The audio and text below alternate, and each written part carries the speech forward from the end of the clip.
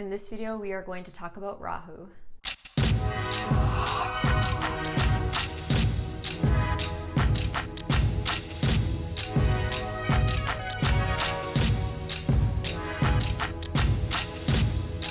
Hello everyone, welcome back to my channel. My name is Nicole. I'm an astrologer, card reader, and life coach, and this is my channel dedicated to all of those things, plus spiritual topics in general.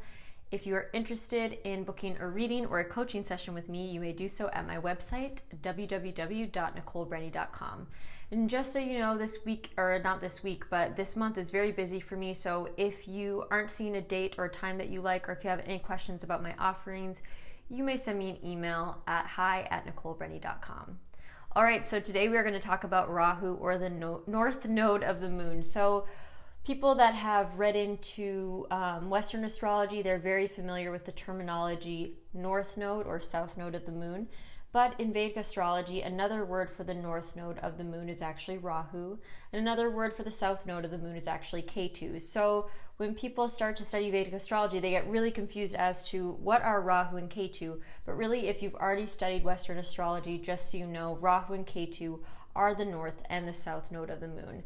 And so I'm going to talk about what Rahu is today.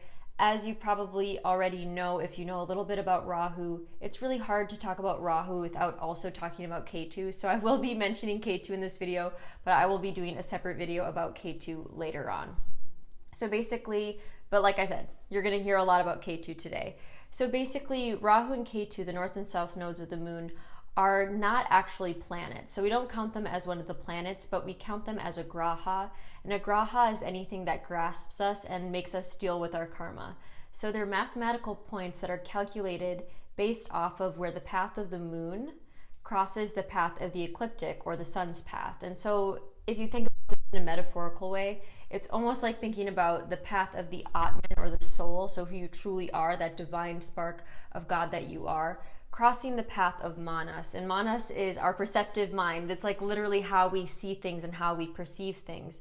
So in my mind, I think about like almost like the path of, you know, who you truly are, what you truly are in this world, and that divine piece of God that you are passing or crossing the path of just perception and information and the way you're seeing things. So it's a really confusing point. It's a really potent point as well, and a lot of astrologers say that this is a point in your chart that relates to your life purpose. Especially Western astrologers will really examine the north node or Rahu to see your life purpose.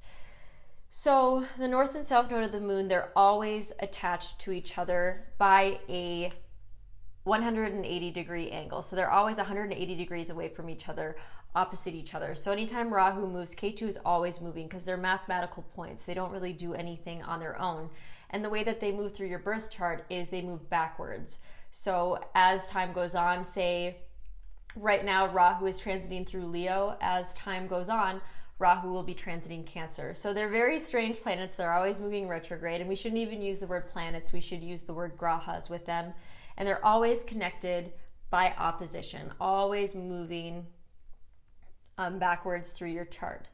And they're very esoteric in nature because they aren't actually planets. And what they're described as is Rahu relates to where you're going, and Ketu relates to where you've been. So Ketu kind of stores all your past life karma and all the things that your soul has experienced. I relate it often to past lifetimes, but I've noticed that even in the first part of this lifetime, you'll see a lot of Ketu influence. And Rahu is really about the present moment and also where your soul is projected to go. So it's kind of like the evolutionary path of your soul. And so I like to speak about this image of a snake when I talk about Rahu and Ketu, because Rahu and Ketu mythologically are the serpent, right? They're like the serpent of time. And Rahu and Ketu is the serpent that creates eclipses. So whenever those mathematical points are conjunct, either the sun or the moon, they create these eclipses. And these eclipses that we experience throughout the year are all about our growth process or our evolutionary process. And when I think about eclipses, I think about how a snake grows. And you might have heard me talk about this a lot when I brought up the recent eclipse going on in January and February, especially when I was on the Leo Kings channel. But these eclipses really remind me of how a snake sheds its skin. So I always ask my clients when I talk about Rahu and Ketu and they don't know much about Rahu and Ketu, why does a snake shed its skin? And the answer is very surprising to people, even though it's so obvious. And a snake actually sheds its skin because it's outgrown its old skin. So a snake will, every time a snake eats, it grows, especially like a ball python. They never stop growing. There's never a point that they reach where they're like, okay, I've reached my maximum, I'm done growing. They're always growing, growing, and growing. And I'm sure you've seen these massive snakes online that just never stopped growing, that are huge. But they never stop growing. And every time the snake grows, its skin starts to become tight and uncomfortable. And at that point, the snake will prepare to shed its skin. And the actual shedding process is incredibly uncomfortable as well. It's almost like a sunburn where that skin is very, very irritated and uncomfortable to be in. So much to the point that even socialized snakes will want to go and hide and be alone during the shedding process. So whenever these eclipses happen, this snake, which is Rahu and Ketu, Rahu being the head of the snake and Ketu being the tail, goes through this process of, shedding the skin. And it's through these growth processes that we become more evolved on our path and we become more truly who we are, as well as we start to learn the lessons we're meant to learn in this lifetime. So Rahu is really the head of the serpent. It's taking us into the future where we need to grow in this lifetime. And Ketu is really our past and where we've been. And this knowledge is used as an integration point so that we can really, as we move forward into the future, call upon what we've already learned, where we've already been, and integrate these polarities within our charts and therefore within our lives. So the past life experience is used by the North Node to go further on this evolutionary process. So these karmic points relate so much to past lifetimes and reincarnation and really our life purpose. Why were we reincarnated? And what direction are we going as a soul?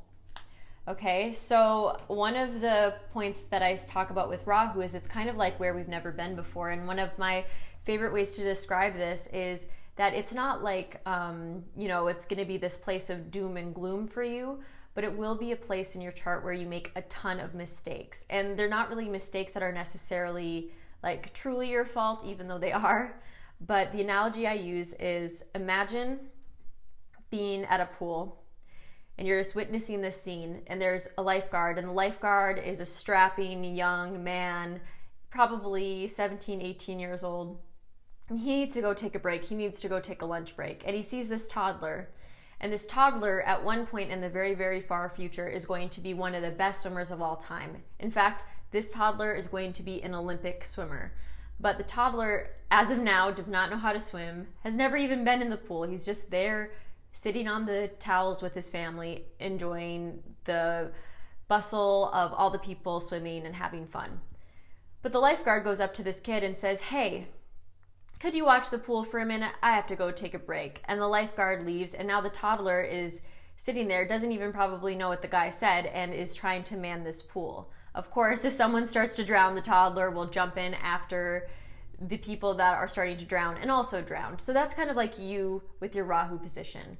It's not that you'll never be able to be a lifeguard, you will never be able to swim, but when you're brought into this earth, you have so little experience that you're bound to make mistakes. And you have to be very patient with yourself, and you have to be very forgiving with yourself, and you also have to be very realistic with yourself and understand that, hey, maybe at this point with this situation, I'm just a toddler, and maybe as I grow up, maybe as I learn how to swim and take lifeguard certification, I'll actually be able to do some work. But at this time, I should just kind of be patient with myself and allow myself the time I need to grow, because Rahu and Ketu are all about growth. And that's what I found so much with all of my research on Rahu and Ketu.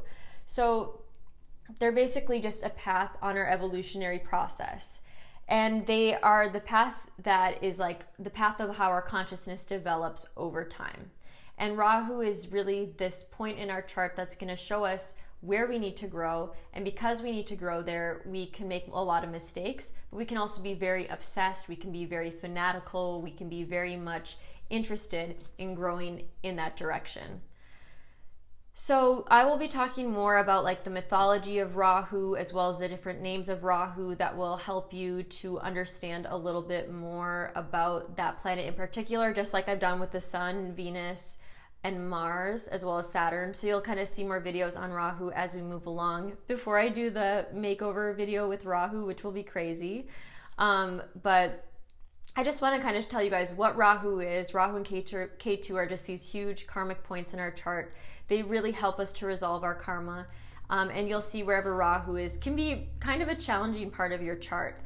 And what's going to be really fun is I'm going to do a set of 12 videos here where I talk about Rahu in each of the houses. And so you can use a chart calculator that I will post in those videos so that you can find out where your Rahu is and where you might be making a lot of mistakes and really maybe one of the biggest reasons why you're born. So I will go over that in the next videos. If you guys are excited about those videos or if you like my channel, please give this video a thumbs up. Rahu also relates to foreign travel, so while these videos are up, I will actually be traveling myself. So I hope that you guys are enjoying your wonderful beginning of summer, because I definitely will be when I'm traveling. But you are going to learn so much about Rahu, and I'm going to be sending you all of the Rahu energy I possibly can from my Rahu experience as well. And as you know, Rahu is a little bit crazy, so I'm sure I will have a lot to report. So that is all. I will see you in the next video, and please subscribe if you haven't. Bye.